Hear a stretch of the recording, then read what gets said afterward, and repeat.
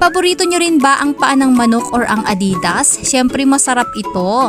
Kung ayaw nyo naman ng ganitong lutuin, paki-skip na lang ng ating video. Ngayong gabi ay magluluto pala tayo ng Adidas, kaya naman naabutan ko na nagigisa na yan. At ito nga ang ating sangkap, may gata at itong siling haba at meron dyang saba ng saging na hilaw na hiniwa na. At ito nga, kailangan natin pigain to mga kudkod dahil mas masarap dyan pag gatang-gata. Ayan. At ito na nga mga kudkod, ay nagluto na palang aking kapatid dyan. Abay buti na lang naabutan natin. Ito yung mga sangkap dyan mga kudkod. Talaga naman kailangan yan maanghang.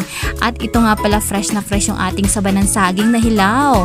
Kaya naman, ayan, igisa na yan. Nilagyan na ng tuyo ng aking kapatid. Pabilisan na yan. Ayan, ilagay na nga ang saba ng saging na hiniwa para dire-diretso na ang pagluluto natin ng adobo sa gata. Nilagay na natin ng gata at syempre papakuluan yan para talagang nanunuot ang